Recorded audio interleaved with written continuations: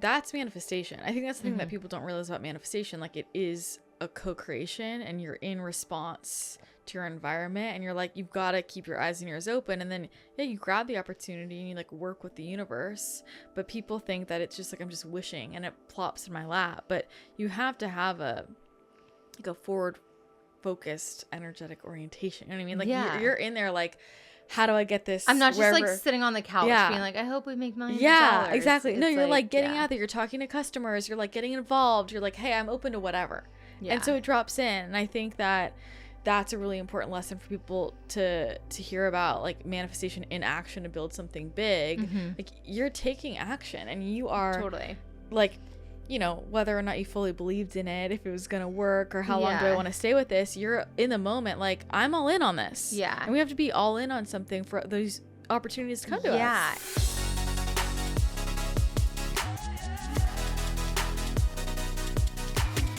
Wow. I'm really excited to have you today. It's cool because, I mean, I think, when did I see you last? Like over a year ago? Over a year ago. Yeah. Yes. And it's cool because I know you wanted to get pregnant. And I got pregnant. So how 6 does it months feel? pregnant now. Yeah. How do you feel? I feel good. My body, I mean, I'm in my second trimester. I'm a little over 6 months. So this is like when it gets a little uncomfortable. Yeah. So I'm starting to slow down a little bit in terms of my energy and activity. Yeah. But, you know, running a business and having kind of this ticking time bomb of a baby arriving in January has been stressful because there's just so much that I feel like I need to get done, and I'm racing against the clock to get my business in a place where, you know, ideally it can run without me for a little bit so I can take a maternity leave. I mean, I feel like you'll be able to do that. I will figure it out. Yeah. That's what I keep saying. I'm like, I will figure it out. Yeah. I have no idea what motherhood's going to be like. Yeah. I have no idea how I'll juggle running a business and having a baby because I've never done it. And I feel like there's been struggles and obstacles in the business, and I always figure it out. So like, why would this be any different? Yeah. Trying to tell myself that, but I definitely am a little bit, you know. You're never really ready, are September. you? Yeah. Well, I'm excited for this because, and I remember telling you this with your field, like, you're like a built manifester. Like, it's not everybody's like that. I was like manifesting before I even knew what manifesting meant. Yeah. So tell me about that. Like, when did that start? Yeah. So I've told you kind of, I've always been a journaler. Like, I've had a journal basically my whole life. I have stacks and stacks of like full journals under my bed. It's probably since 12 years old. You still have all of them? Yeah, I keep them all. Wow. Yeah, it's my little archive. I love that. it. Do you go back and I'm read very them? sentimental, so I keep them all. I imagine, you know, my children one day will maybe read them, and I don't really go back through unless I'm trying to like remember something, but I have them all there, and I'm sure my style has changed. When I was 13, I was probably like, you know, talking about boys and my girlfriend drama, like with girls at school.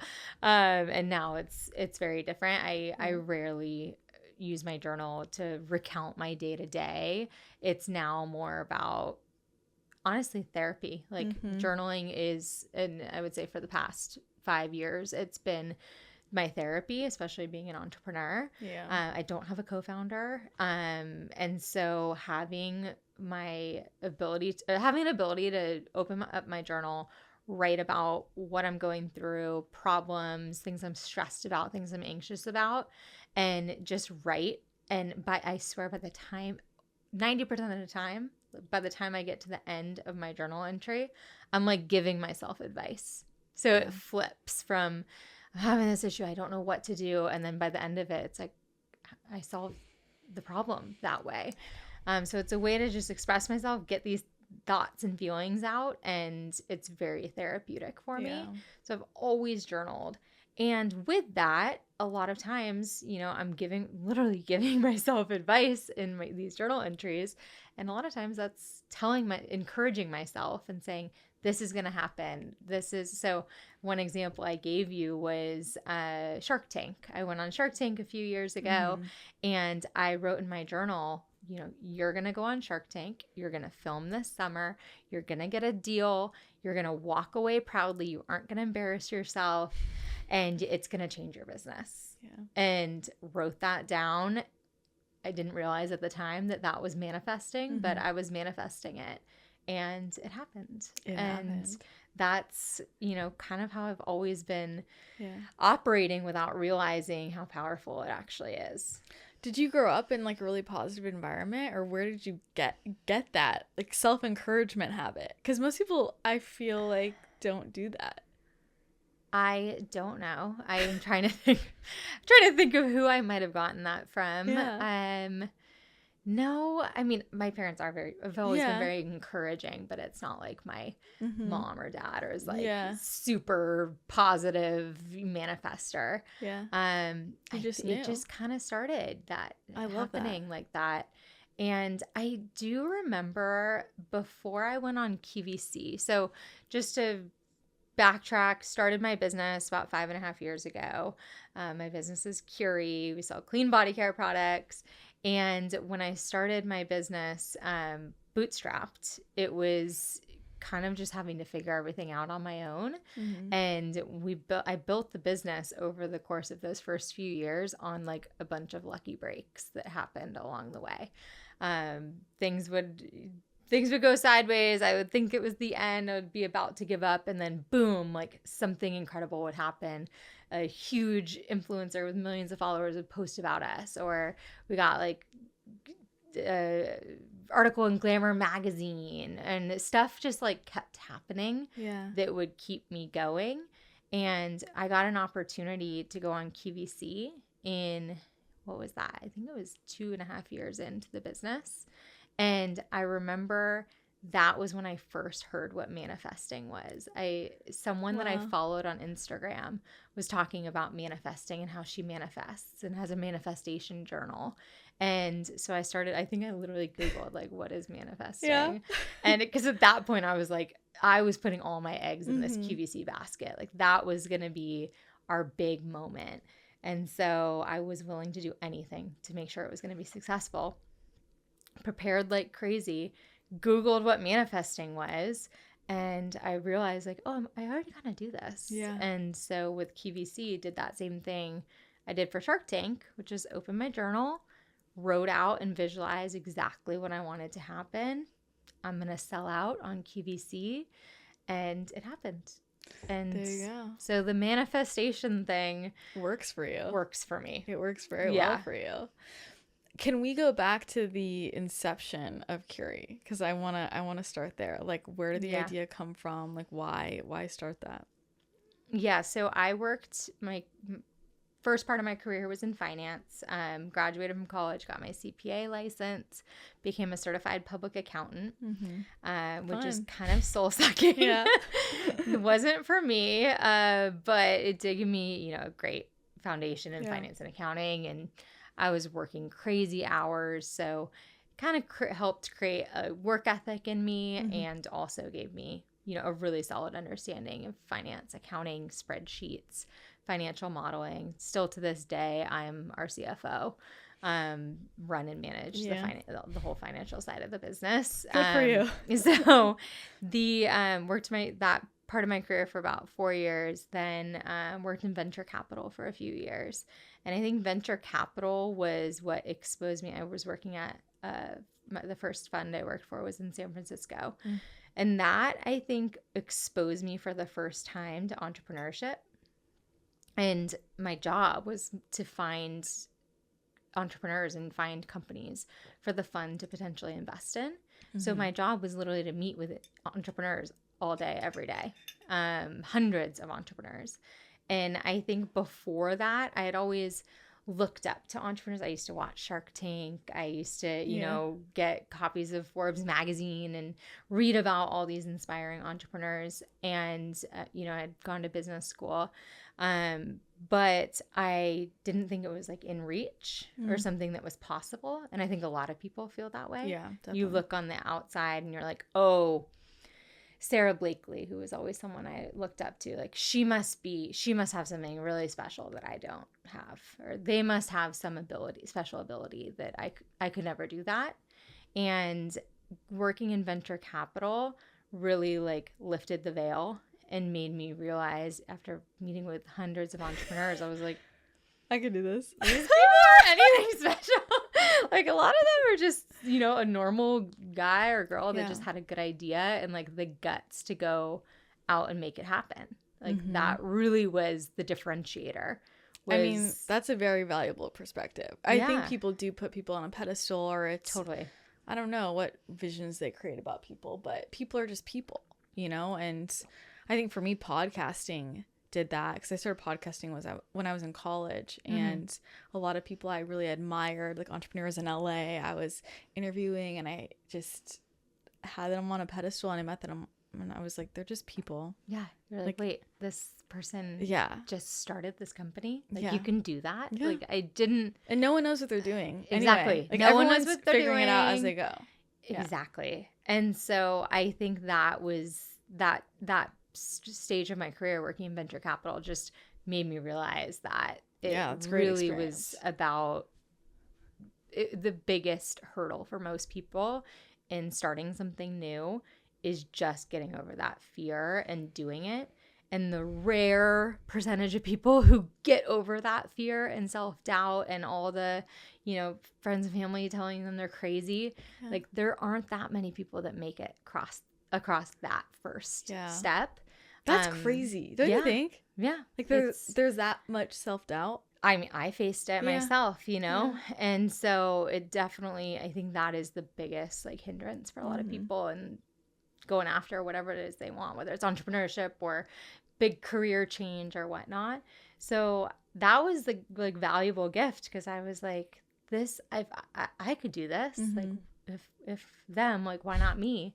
And so I had like my eyes and ears open for opportunities, for business ideas.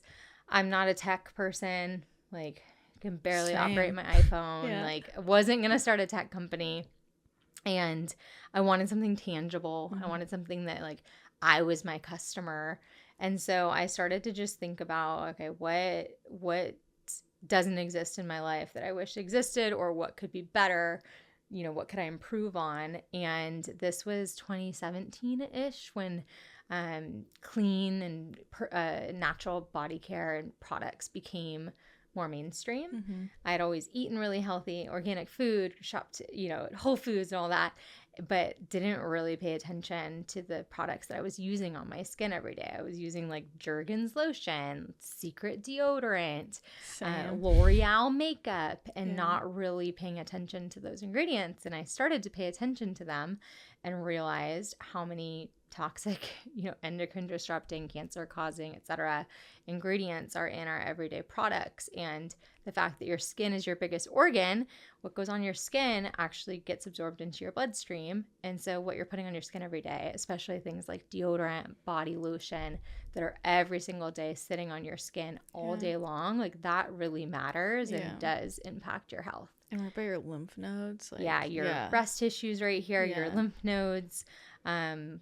Do we really know what putting antiperspirant on, which is tiny bits of aluminum salts, clogging your sweat glands? Like, do we really know what the long-term impact is of using that every day?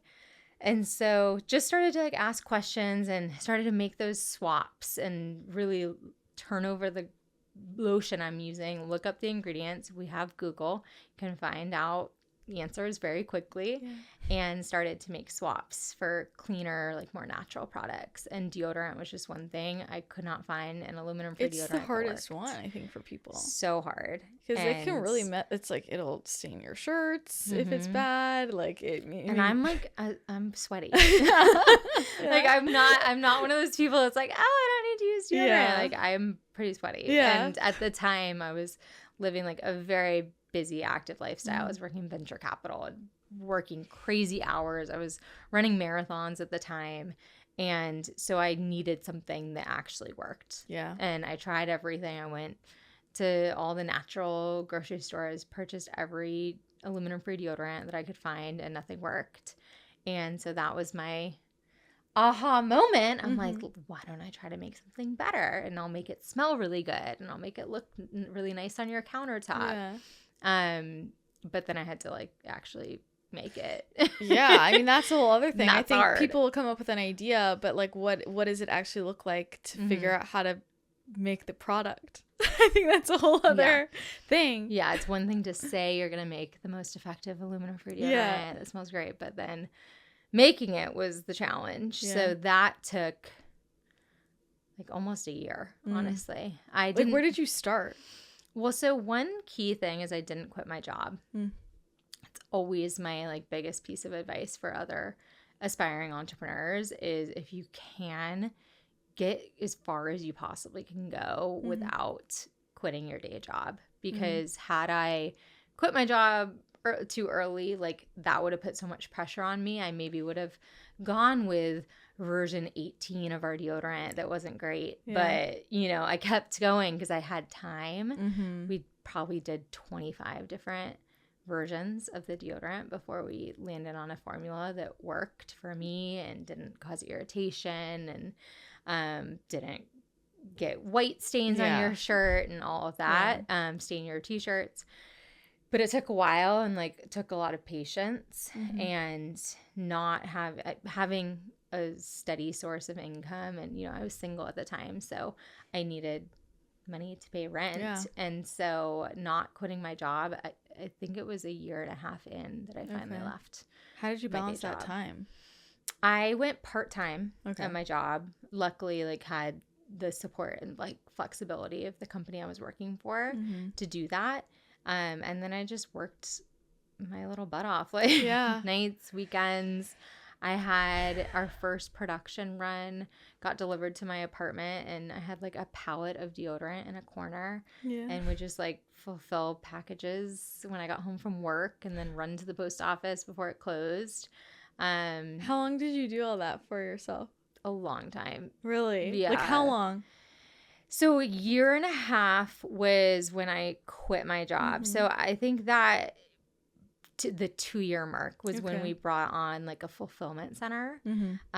But I had the job that I was at the time required me to do a lot of travel and international travel, which if it was domestic, I would just bring my deodorant with me and like my label printer and envelopes and like ship orders from my hotel room, no problem. Did that in New York. I went to Phoenix for work, and I have like photos of like giant suitcases of deodorant, and I would just fulfill orders after I'd get home from a conference, get back to my hotel room, and ship orders. But it was international trips. I had to go to London for work, and was like, all right, I can't ship deodorant from London. Like, am I just gonna shut my Shopify store down? Like, what should I do? My sister was on maternity leave at the time with her first baby, and she was like, you know, while the baby naps, I could just fulfill orders. If you want to send me like detailed instructions and some product, I'll do it while you're in London. And so I sent her product and the instructions, and she did it the whole time I was in London. And then I got back, and she's like, this is kind of fun. I don't mind continuing to do it. Wow. And so she kept doing it. I would pay her like per order. Yeah. And then that naturally became her taking over customer support, because a lot of customer support is shipping related. So she took over customer support, and that evolved into, you know, she was my first employee. She's still with Curie. Wow. And so it was her and I for those first 2 years. Yeah. And then once I quit my job, at that point, you know, we were doing close to $1 million in revenue. Which was enough for me to bring on, you know, a social media manager. And then that led to, you know, our next hire, and we've just grown the team from there. But the first 2 years, it was just my sister and I. Wow. So you chose to bootstrap it. I did. Did you ever consider not from the beginning, or? No. Well, which is so funny, because I worked in venture capital. I know. So tell me about that. Like what your feelings are about all of that. So because I worked in venture capital, I think At first, everyone's like, why didn't you raise money? You had every VC. Well, I think it's smart, but. Yeah, I knew so many early stage venture capitalists, but I mean, do you think people are too soon to jump on that? Like, that's what I felt. Like, there was a lot of times that entrepreneurs would come into our office and pitch me on their idea, and I'd be like, why don't you go do it? Like, why give up? Yeah. When you raise money at that really, really early, like pre-seed stage, which is like pre-launch, you're going to give up way more of your company than if you go out and raise when things are already working and you already have momentum. And it's like, fundraising is like, it's like dating. It's like a game. They want a VC sees a business that's generating revenue and growing like crazy, and they want to hop on that. Yeah. And so if you come pre-launch, pre-revenue, you're going to be in a much like weaker position in terms of negotiating. And you're probably going to end up giving up 30% of your company before you've even started. Yeah. And so I think I knew that. But I also think it was not even all about the equity and not wanting to give up equity. It was like I had seen firsthand what there's such a thing as like too much money in the early stages where it can like stifle creativity. It can like cause a business to just get started on the wrong foot. And I wanted to build like a real company. Like I wanted a profitable business. It was like a good, solid business. I didn't want, and this was at the time, it was 2018. Like, it was very common then for direct-to-consumer businesses to just bleed cash and be really unprofitable, and they would get acquired. Dollar Shave Club is a great example. Like, they were so unprofitable, but they got acquired, and that was kind of the path for venture capital backed businesses. And I just I didn't want that. And I knew I didn't want that. And so I bootstrapped, and I also chose a product that was pretty low cost to make. Deodorant is a couple bucks to manufacture. And so I was like, all right, I'll if I can find a manufacturer that can do a lower quantity, I can probably just pay for this with my savings and at least get started.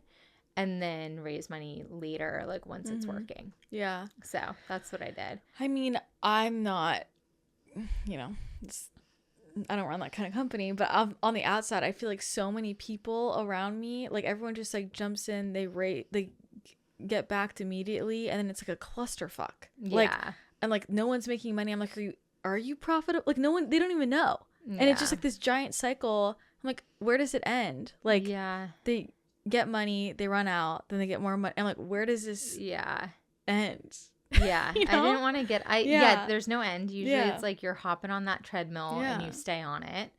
And stressful. I also think, if I'm being totally honest, like there was part of me that like wasn't sold on this. Like I wasn't sure I was gonna want to do it. I wasn't sure if people would like our product. Like I didn't I think part of me was a little non-committal.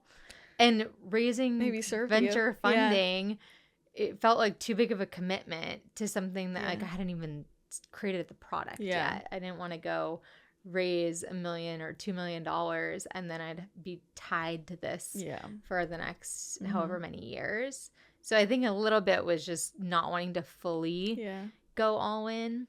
I mean, and it took me 2 years. It took me 2 years to go all in. It was partly a little bit of fear and not wanting to fully commit, because, when you fully commit to something, then if it fails, you have no one to blame but yourself. So I think that I struggled for a little while.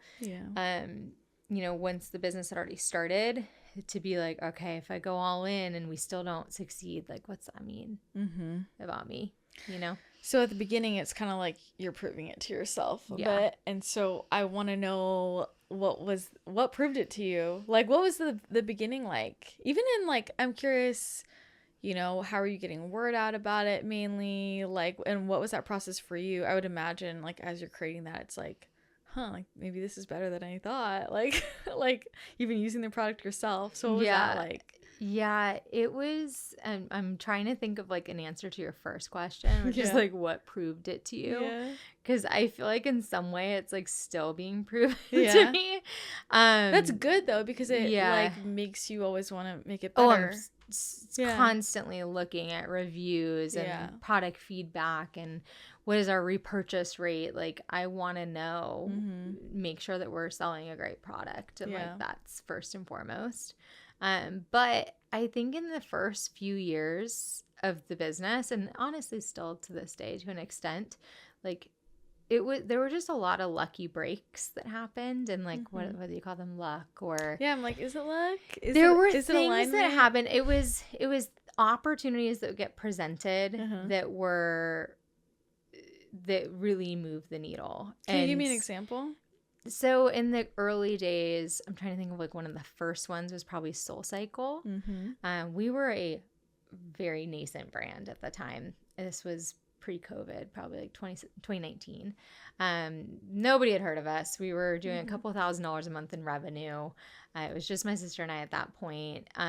Built the brand at that point based on just word of mouth, social media. It was at a time when it was still possible to go viral on Instagram. So I was just on Instagram all the time. Going on trail runs and like sniffing my armpits after, and just was like scrappy and creative about marketing. I would do like little content series where I'd get coffee with customers and ask them about their lives. We're like a brand for humans in motion. So that was always really easy for me because I'm very active and always loved to hike and work out. And so it was really fun to like get scrappy and get the word out about the brand, because I was kind of the living, breathing customer that we were looking for. Totally. And so that definitely helped a lot. Yeah. I also would spend a lot of my time like researching journalists that talked about personal care and reaching out to them, sending them products. I would find influencers and reach out to them, send them products. So kind of built the business up through just asking people to try the product, and they sometimes would love it and post, and maybe they had 1 million followers, and that would be a huge bump in revenue for us. So the first like couple years were very lumpy. Definitely not a perfectly smooth like up and to the right growth.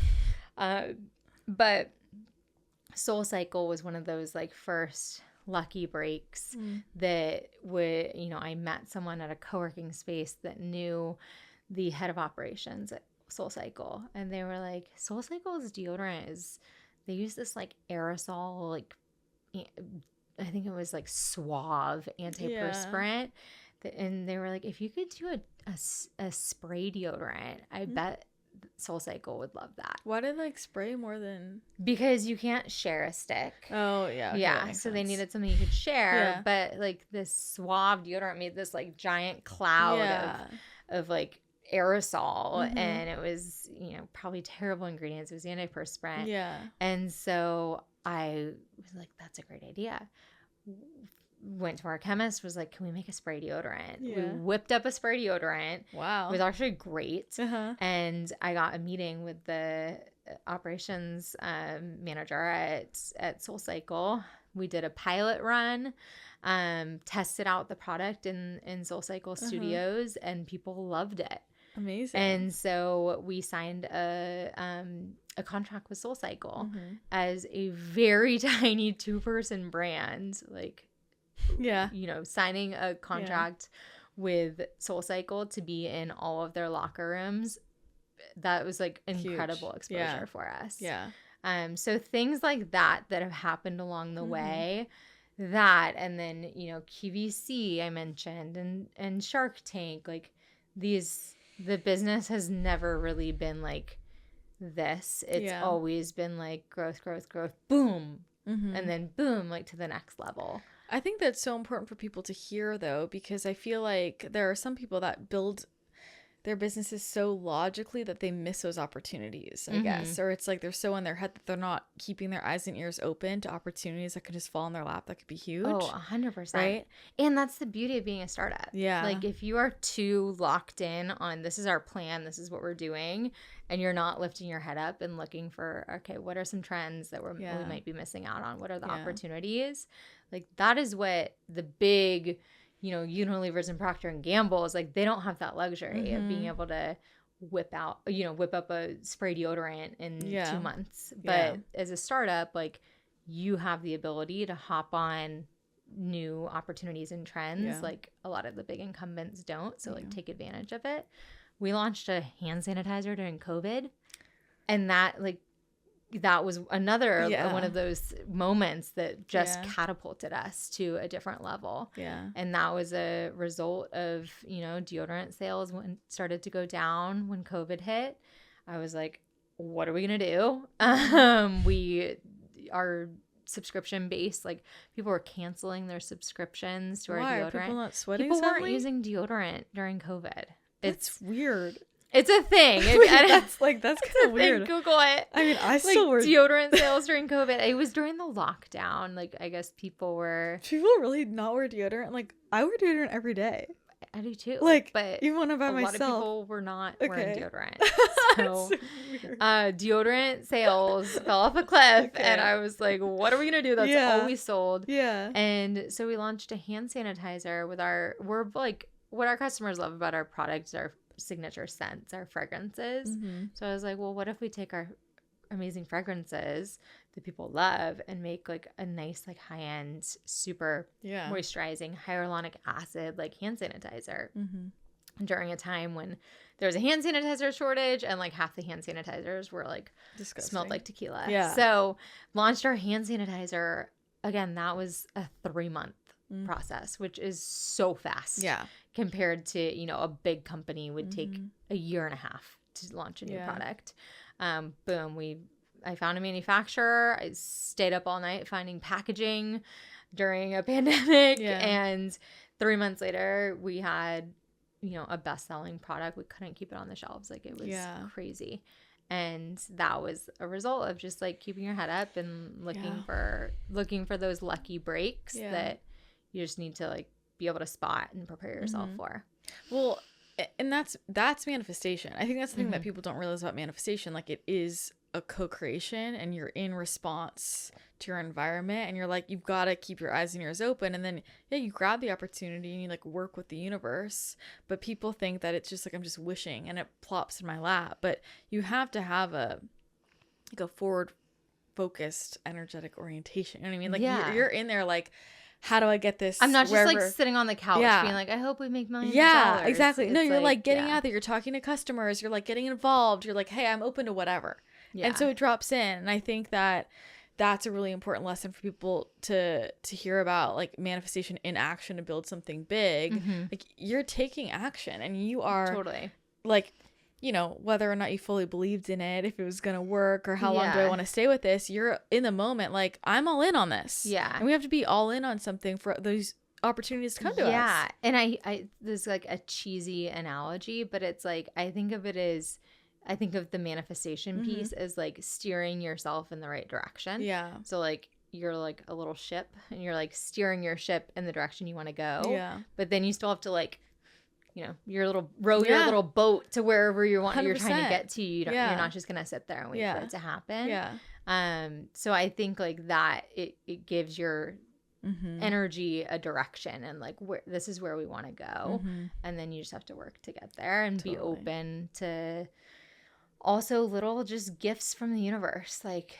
so many little gifts have been given to me along the way, and I've been able to spot them and grasp them and like take advantage of those moments. Well, you are willing to believe that like you can grab those, and I think a lot of people maybe they would go to the co-working space and meet the head of operations, and their thought would be, oh, well, I'm too small, I can't do anything with them yet. Like that would be the thought, and they wouldn't even go after it. Or like, oh, we don't have a spray deodorant. Yeah, exactly. So it's all about how you think about it, and I think people need to realize, I mean, your life can really change like overnight, with the right opportunity. For sure. Yeah. I mean, that's so cool. And Shark Tank. I mean, Shark Tank completely changed my business and changed my life. Yeah.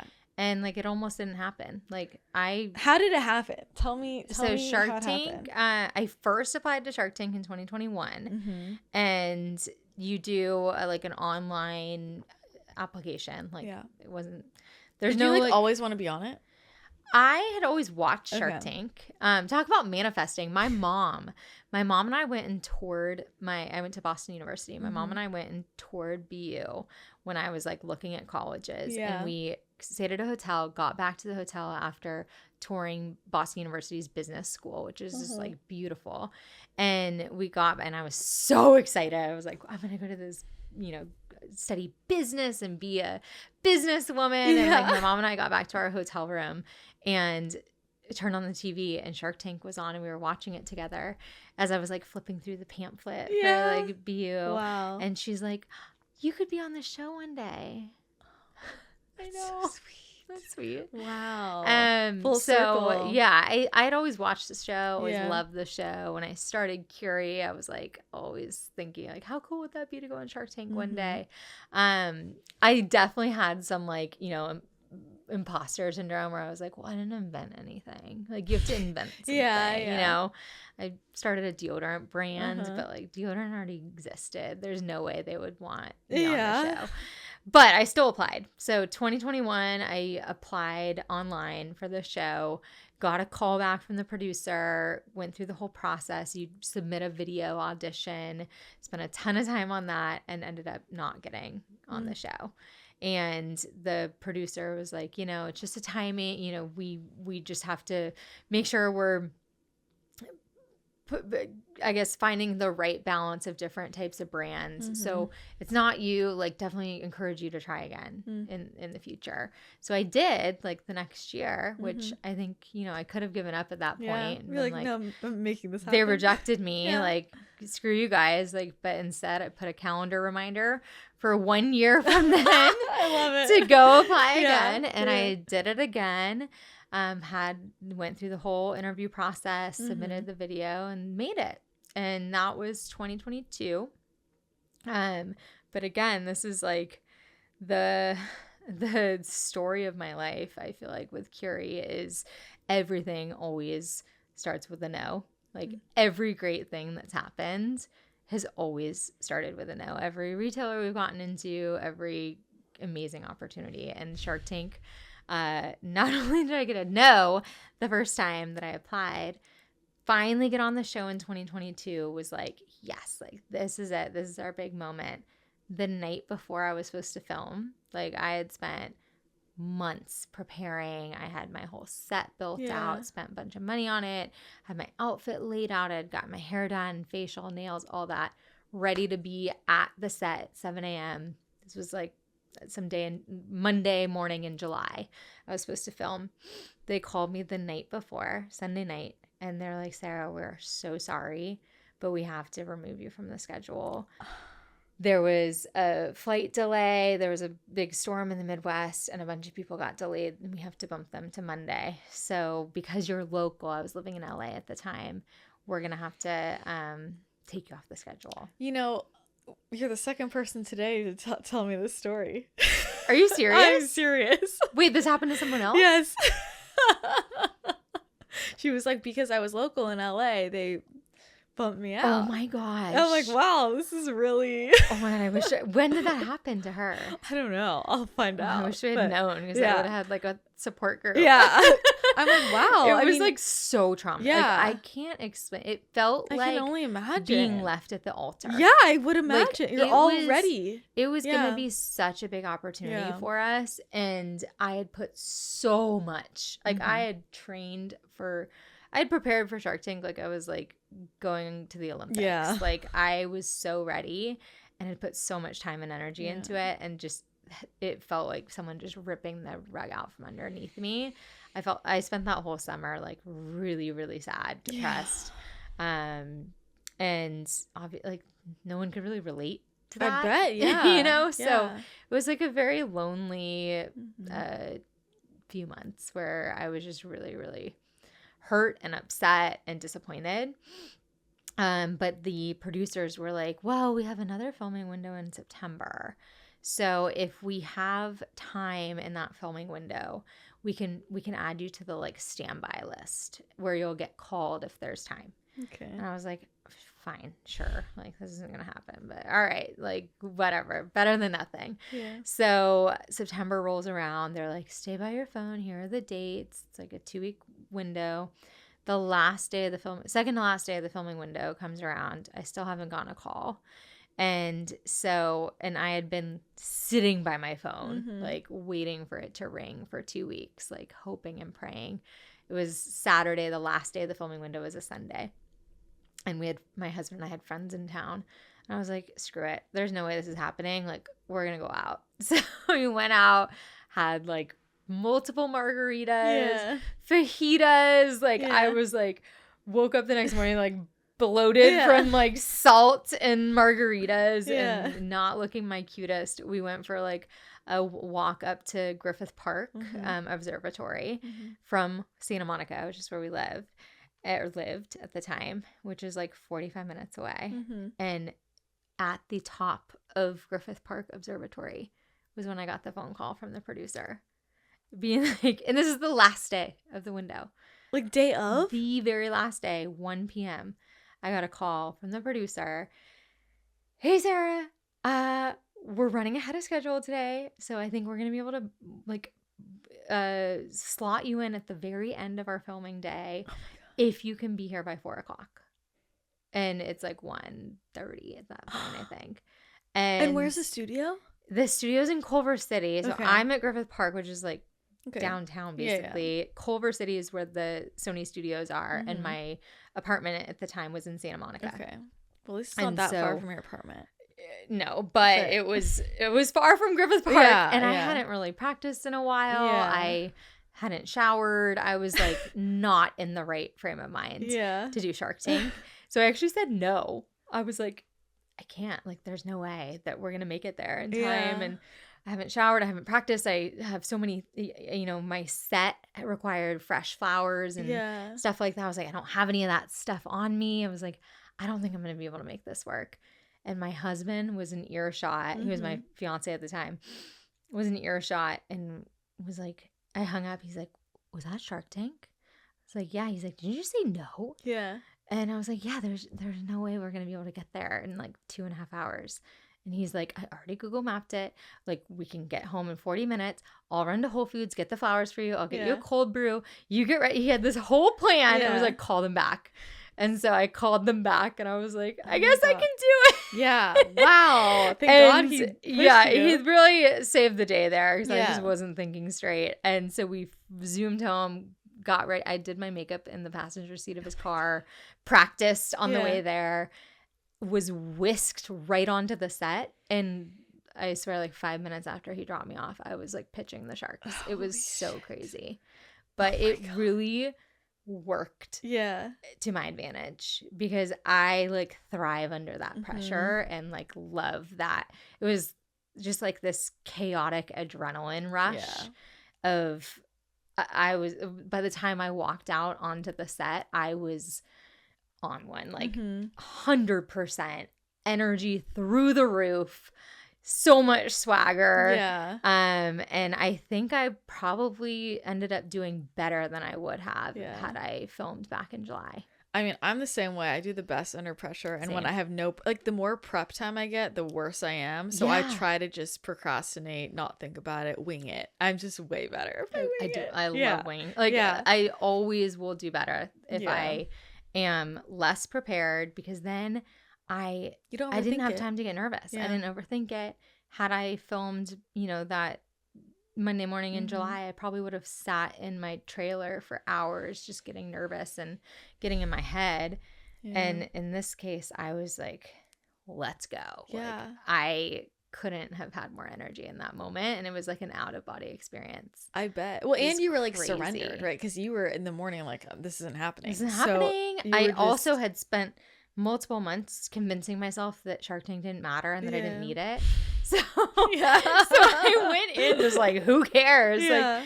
Like, and I think it shows, like, if you watch the episode, I'm like, I'm going back and forth with Mark Cuban, and I'm just like, I wasn't intimidated. Like, I definitely went in with a totally different attitude, and I think that really worked to my advantage. So, like, tell everyone what happened on the show.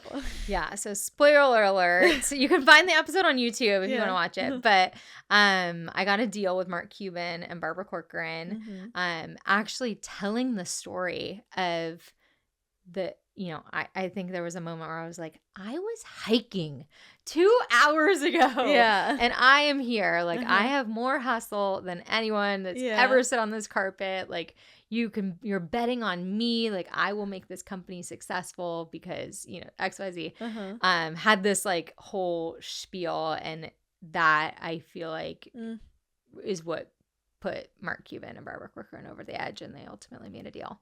So the whole hiking story, definitely, like, to this day, when I'm out in public and get recognized, like, I'm always the girl who was on a hike. Yeah.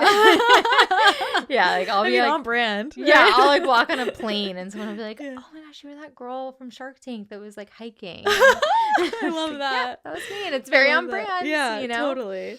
So you feel like that was the thing that, I mean, like, what advice would you give to somebody who's want to go on that show? Oh, definitely go on the show.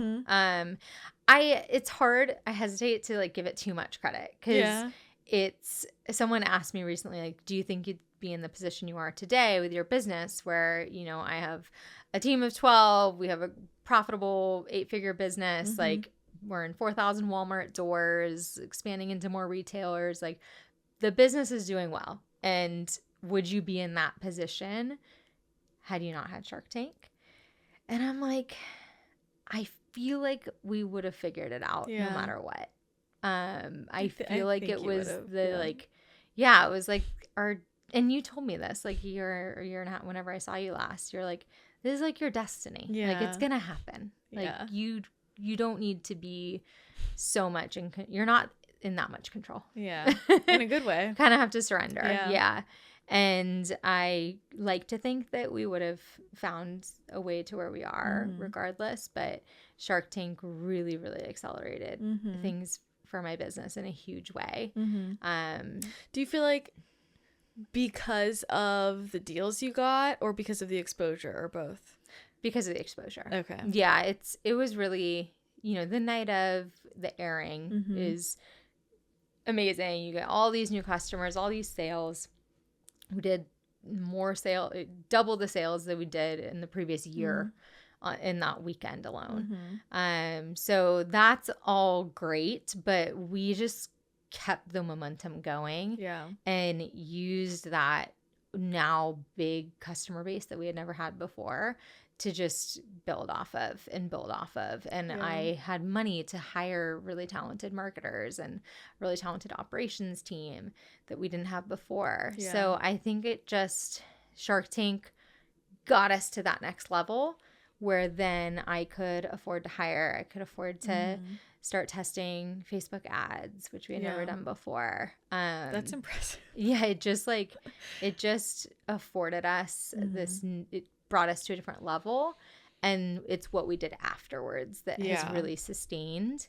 So I don't think it's like the show itself. Yeah. That of course had a great impact, but we just took it and ran with it. I think that's a key thing. I mean, there's a lot of ways you can get massive exposure, you know, and there's also a lot of ways you can get money, just depending on how you get it. But it's like a lot of people will get money and they don't know how to use it well. Yeah. Like, they're still not making good decisions. Or a lot of people go on Shark Tank and then the Shark Tank effect goes away after a couple months, and then they're like, okay, what's next? Yeah. So, or, you know, I think there's right now a boom happening on TikTok for a lot of brands that is similar and sometimes even bigger than that Shark Tank effect. So it's about like, it's not about 100% about that moment. It's like what you do, where that takes you. And we just used it as an opportunity to just level up in every area across the entire business. How have you prioritized, like, what to invest in next as you've grown, you know, because I feel like there's a lot of different decisions to make, you know, like you get those deals, you get that exposure, and it's like, okay, what's my next move? And you said, you know, you made some hires, you started doing more Facebook ads. It's like, how are you deciding what the next best move is? Because I think a lot of people invest in the wrong order, like within their own companies, like they make the wrong hire, like out of order and things like that. So what's been your mindset? I think like one strength I've had since the very beginning is networking. Like I have a really good network. That's how we met through Sam. Like I love people and love meeting people, and I'm also an open book. Like I'll share anything about my business, like good, bad, you know, I'll share like hard lessons learned with people. And so I think because I'm an open book, other people are, you know, an open book with me as well. Yeah. And so I've created a great network of other entrepreneurs that I can be really honest with, and vice versa. And so I think a strength of mine has been that network I've built and how I've used it to learn and ask the right questions. Because that's not intuitive. Like I didn't know how to get from 1 million to 10 million because I'd never done that before.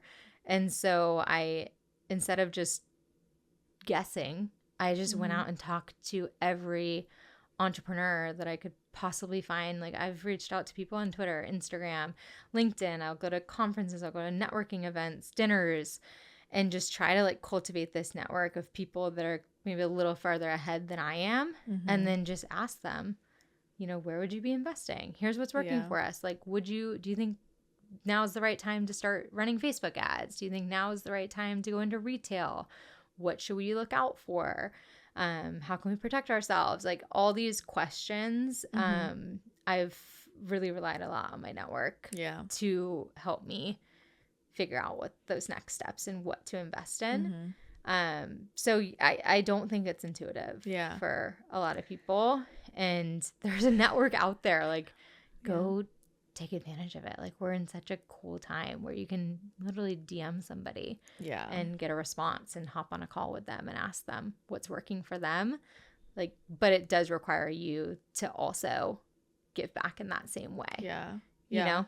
Well, you got to put yourself out there, and like, I mean, people want to help each other. Exactly. I think that's a great answer. And I think a lot of people, put it out into the world. Like 100%. When I first started dating my husband, he's like, wow, you spend so much time giving people advice. Like, that's so nice of you. And I'm like, I think that I do love to do it. I love to mentor people and help other entrepreneurs that are, you know, trying to get started. But it also, I do believe like you put that out into the world, like, and you'll get it back. It comes back 100%. You know? Yeah. Well, and I think like there's a piece of just like dropping your pride. I think some people are too afraid to ask a lot of questions. They don't want to seem dumb. They don't want to seem like a newbie, like whatever. And it's like, you just gotta, who cares? Like everybody is starting somewhere. And I think that I look at my friends like building their companies, and like the people who get ahead really quickly, like they don't give a fuck what people think about them. They're just like, I have this question, I have that question. You're not afraid to ask any question. And I think people get stuck when they're just afraid of how it's gonna look, or they're trying to, you know, they don't want people to think like they're behind. And I think you gotta just drop the ego a bit. I mean, before we went into Walmart, you know, we had an opportunity to go full chain at Walmart, 4,000 stores. I was like, I don't know anything about retail. I know absolutely nothing. Didn't know any of the lingo. And here I am negotiating a contract with like the world's biggest retailer.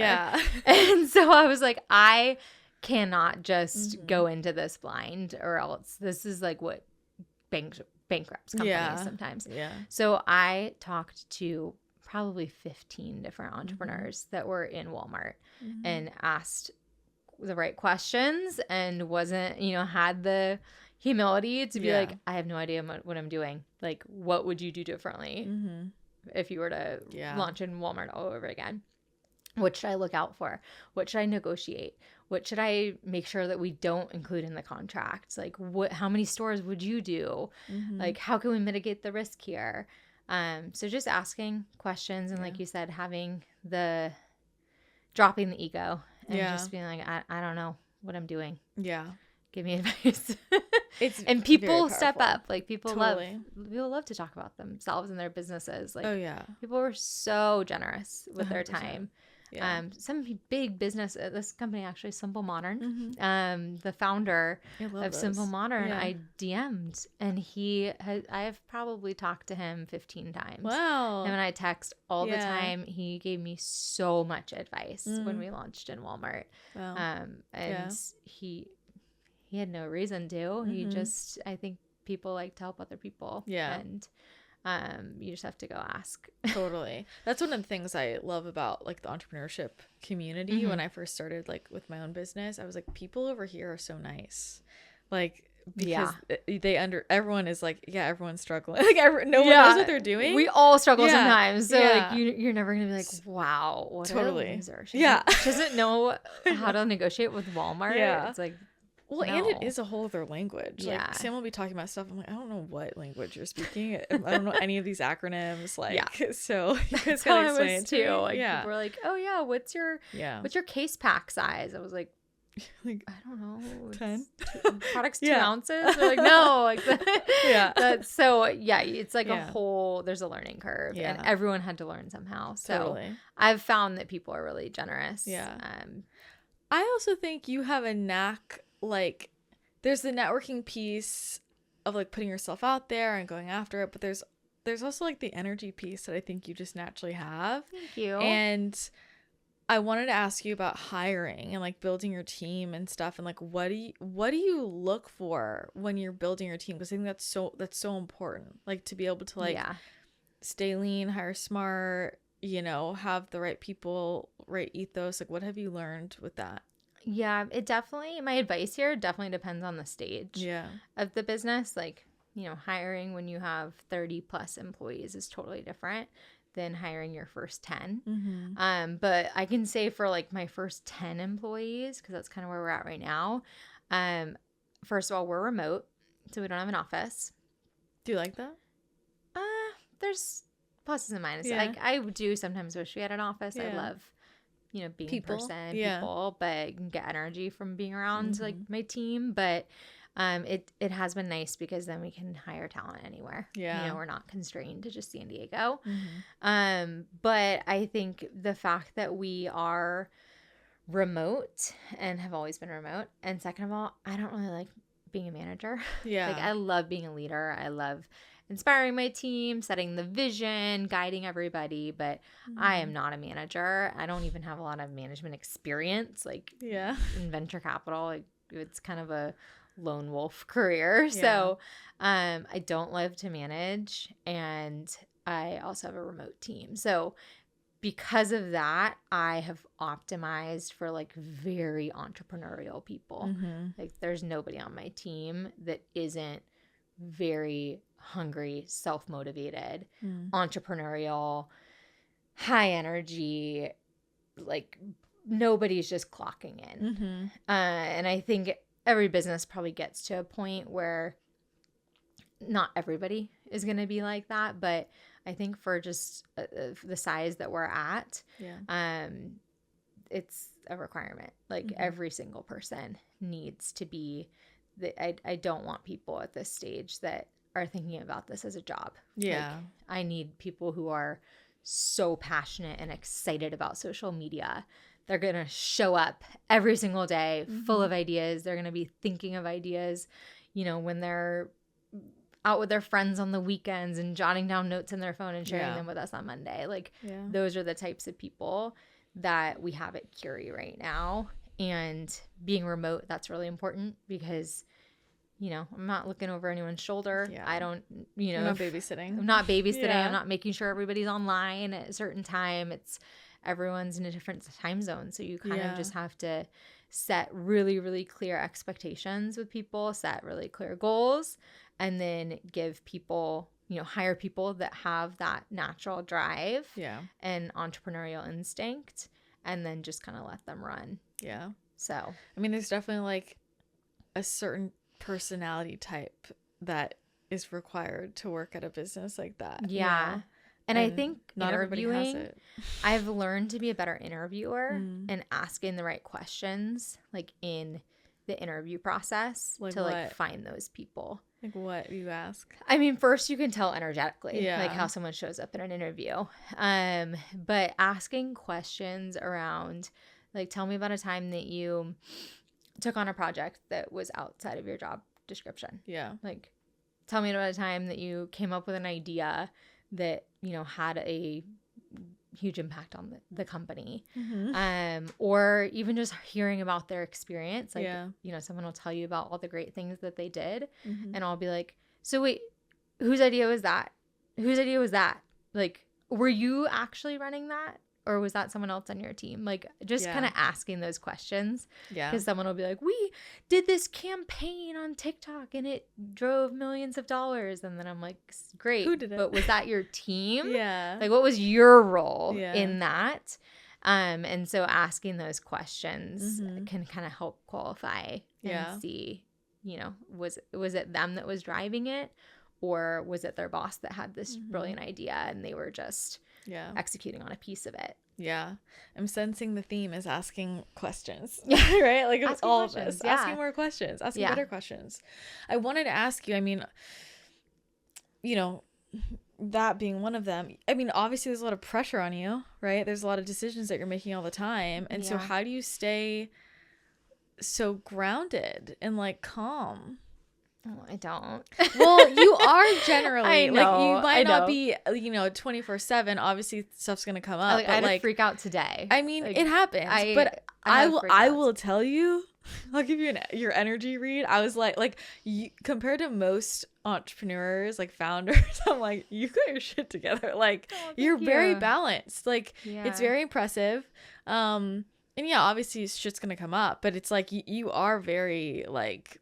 You hold it together pretty well, and thank you. I think people don't always really understand how much pressure is on people's shoulders when you're running something like this, you know? Yeah. So how do you do that?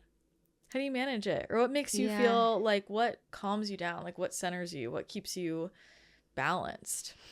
I'm like, there's so many, I think, ways to answer. I think one is just my personality. Yeah. I'm not a super anxious, high-strung person to begin with. So that helps. And two, I've been doing this now for 5.5 years. And so it definitely, you build up a tolerance for chaos and for stuff going wrong. Yeah. But so, I mean, there are people that have been doing it for 10 to 20 years who are a clusterfuck. Yes. But like, I think like in the early days, I was a lot more, I would freak out a lot more. Because our problems, just every problem seems so big. Yeah. And now I'm like, what is it today? Like, what's today's problem? Like, we'll figure it out. You know, it's your tolerance for that kind of stuff, I think, just goes up over time, or at least it has for me, where I don't really freak out at issues or problems like I used to. Back in the day. And I think just having a good perspective, like having good balance in my life. I definitely prioritize my life and my joy and my fun. I just got back from Hawaii or I went on vacation. I didn't even bring my laptop. Wow, that's impressive. I've never done that. Yeah, but it was our baby moon. And I was like, I'm only out for 3 business days. My team will survive. Text me if there's anything on fire. But I didn't even bring my computer, which is big for me. That's amazing. So I think just balance. I don't really work on weekends. I'll, sign on Sundays sometimes, but like really for the most part, the Curie team does not work on weekends. We don't communicate on Saturdays. Like that's great. Keeping a balance. Yeah. And then just keeping a good perspective overall. Like what I've always done is, what's the worst thing that could happen? Yeah. Like what's the worst case scenario? And even with the business now, yes, there is so much pressure because I have pressure on myself. My employees are choosing to trust me with their careers. I have investors. Like we ended up raising some outside capital a couple years ago. And so I have investors now that are counting on me. I have retailers that are counting on me. So yeah, there is a lot of pressure, but I think I've been able to maintain perspective of like the people that are super freaked out by that. It's like, we're not curing cancer. Like, ultimately, like, you have to keep that perspective. Yeah. That, like, you are a person here on earth and people make mistakes. Things don't always work out. And what is the worst case scenario? Like, Curie fails, I'll be fine. My investors will be fine. Like, everything is going to be fine. And so I just know that. And it really, like, gives me freedom to, like, take risks because I'm not terrified of failing anymore. So I think just, like, keeping that big picture perspective on life. It's like, what are you doing? Like, don't put your entire self-worth into your company or else that's when you get in that position where failure means, like, the end of your life as you know it. At this point, I mean, I don't think Curie is going to fail, but, like, if we did, I'd probably just move on and start something else or, you know, go try some other career path. So I think maintaining that perspective is important. I think that's really powerful, and a lot of people need to hear that. Like, a lot of people need to hear that. Yeah, and it doesn't mean I don't care. It just means, like, it actually is the opposite. It really does, like, create freedom. Where I can take risks. I'm not so tightly wound around a certain outcome. You can't see things clearly when you're like that at all. But I do think what you said about, like, you know, my self-worth isn't how this does. Like, I think that's the key piece that's really hard for people because you know, it's their baby and it was really hard for me. I will admit the first few years I went to therapy for it. Like, it was a big issue where my self-worth was tied to how the business was doing it at any given moment. My mood was, you know, impacted by how the business was doing.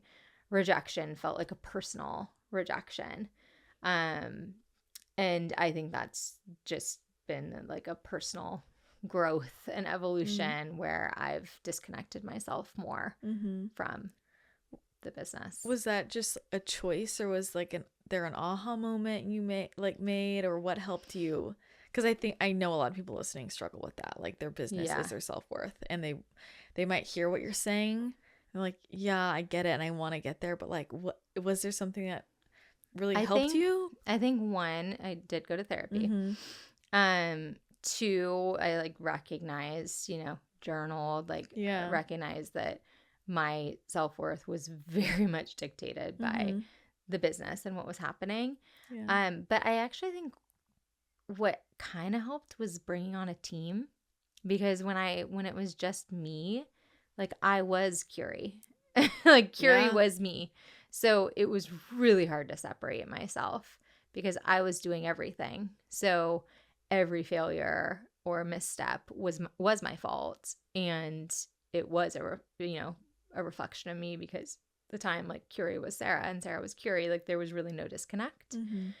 So I think as the company's grown and I've brought on team members, like, I'm not doing everything anymore. And so there's just naturally more of a, here's Curie, here's Sarah, and I'm not as tied to every single thing. That's actually great advice, honestly. So having someone to, like, share that burden with. I do. One regret I have, and if I were to start over again, I would bring on a co-founder. Really? Yeah. It's really hard not having a co-founder. Like, but there's also then co-founder dynamics, right? True. Which is a whole other thing. But man, there's so many things that having a co-founder would make. Having the right co-founder would have made so much easier. The thing. And I'll talk to entrepreneurs that have a co-founder, especially ones that are like, I'm incredible at brand and marketing, and my co-founder's an operations whiz. I'm like, man, that'd be so nice to have someone that's great at the things you aren't, that is just as invested as you are. If I ever start something else, I will 100% have a co-founder. That I like that insight. That's interesting. Because then it also wouldn't have been so much of the burden on me. Totally. And I probably wouldn't have so much of my self-worth tied up in the business earlier. Yeah. I like that. What would you If you could talk to the version of yourself 5 years ago, like what advice would you give her?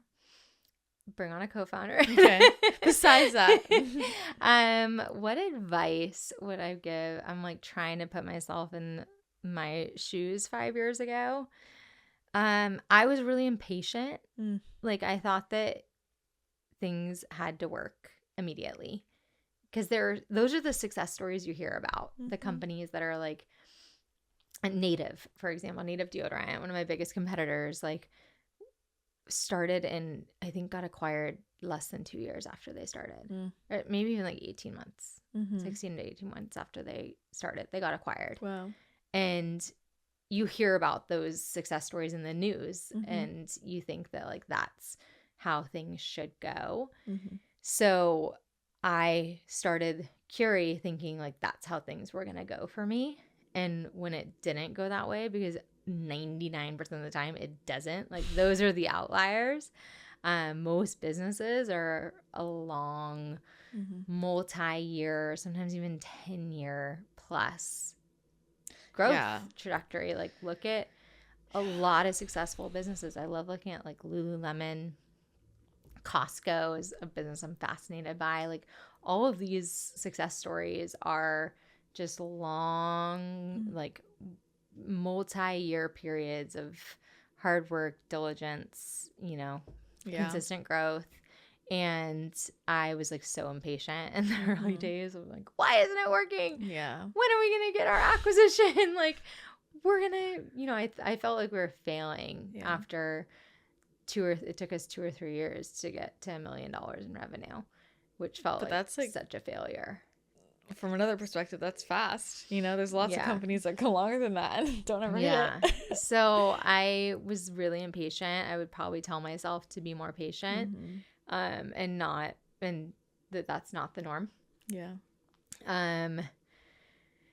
I think that's a big one. I can't really think of any other advice I would give myself. Great advice. Yeah, I think honestly. I probably would have done things exactly the way I did. That is great to feel like that, Yeah. But I think that your story is such a powerful example for a lot of entrepreneurs, because I just feel like there's a lot of how people are building feels very toxic to me. Like seeing just kind of behind the scenes. And so I think it's just really cool to see you just building this in a really authentic, and like you're so connected with your community. And like, I don't know, there's just like a really pure, authentic energy to it that I just think is so beautiful. So I'm gonna cry. Yeah, I love seeing that. Yeah. And I'm like glad you recognize that, because I do think that's like a big reason for our success. Totally. Like, I think that's a big reason for why we've been able to bring on talented team members. Like I really care. Like I'm not. I know you do. I know you do. I really care. I love what I'm doing. I'm having fun. I'm super passionate about what I'm doing. I feel like I'm doing it for the right reasons, and like people can sniff that out. Your customers can sniff it out. Literally. Your employee, you can sniff it out. Like my employees can sniff it out. So I think just like having that, trying to remain true to that and not getting jaded and not getting distracted by, money and big exits and all of that. I feel like all that will come. I do believe it will come, but I think a lot of our success has just been like staying true to who I am, why I'm doing this, and it's helped us attract like a great customer base and great employees. Totally. Well, I mean, and great investors. Nothing makes you more magnetic than authenticity. So that's what makes somebody good at manifesting, which you are. So it's definitely felt, I feel like you go to your website and it's like, I can feel like it's like a homey, welcoming energy. Same with our like social media. It's just like, there's real people. And we're not out here trying to slang like snake oil. We're like selling good products that are going to help you feel confident. And that's what we're all here to do. And it helps that I'm so clear on my mission and my why, and like that helps my employees get on board and it helps them get excited about it. Yeah. And maybe that's why I've been able to find those like entrepreneurial people that are thinking about Curie on their weekends. I think so. Without me even asking. It's because they think of it as more than just like a career. Yeah. They're well, like, it's a mission, you know, and it's like having people that also care about the mission. Like I care about that with my team too. It's like, I'm like, it's not like I'm a personal brand, but it's not about me. It's like what we're creating for people. And if like you're so pumped about helping people heal themselves, then you know, you're gonna love this. So. And like the rest will come. Yes. You know, the like fame, the fortune, like all of that will come. Yeah. But you have to like remain focused on that for that to happen. Yeah. Yeah. So, you know, speaking of which, where can we buy the product? Tell us. You can buy our products on CurieBod.com. Yeah. I need to make a discount code. Okay, perfect. Do you have a suggestion? I can make it right after this. It could just be Christina. Does that okay. work? Or does it need to be more specific? It could be let's CTC. do CTC 20. Okay, perfect. Remind me of that. Okay. I'll make sure to create I it. will. CTC 20 for 20% off on our website, CurieBod.com. Our stick deodorants are bestseller.